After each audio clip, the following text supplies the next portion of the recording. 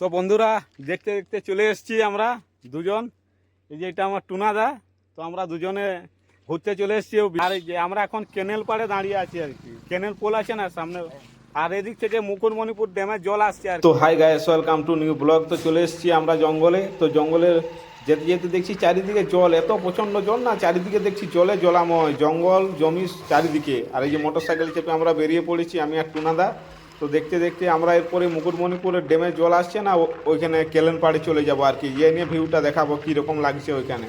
তো দেখে অপূর্ব সুন্দর লাগছে। অনেকেই যে একটা কাকু স্নান করছে আর কি। দেখো আমরা দাঁড়াচ্ছি এইখানে, তো জায়গাটা দেখাচ্ছি এত।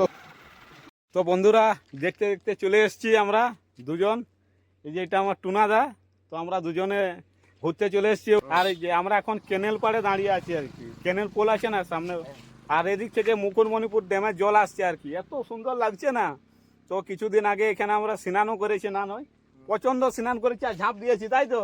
এই যে ওই সিঁড়ি আছে, সিঁড়ি আছে দেখো, সিঁড়িতে নেমে নেমে আমরা পুরো ঝাঁপ দিয়েছি আর কি। প্রচন্ড ঝাঁপ দিয়েছি। এখানকে ঝাঁপ দিয়েছিলাম আমি। কবার ঝাঁপ দিয়েছিল বলো তো? 3-4 বার দিয়েছি। 4 বার ও 4 বার, আমি 3 বার দিয়েছিলাম, 7 বার ঝাঁপ দিয়েছিলাম।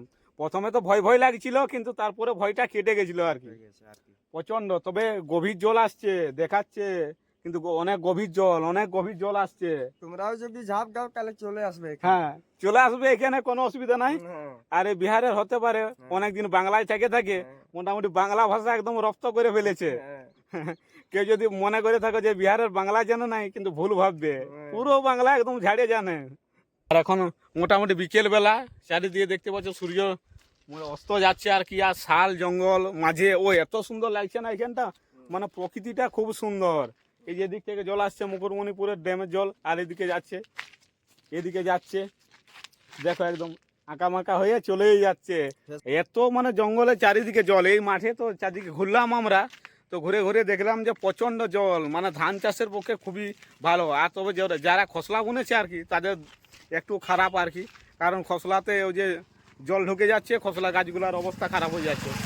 তো খুবই ভালো লেগেছে। তো বন্ধুরা কেমন লাগলো এইখানে তো বলবে, অন্তত কমেন্ট করবে। এই ঝাঁপ দেওয়ার ভিডিওটা পরে করব, আরেকদিন আসবো সেদিন ঝাঁপ দেবো। আজকে ঝাঁপ দিইনি, তো আরেকদিন যেদিন আসবো সেদিন আরও ঝাঁপ দিব। তো সেদিন কিন্তু ভিডিও করবোই, ঠিক আছে, আর সবাইকে দেখাবো।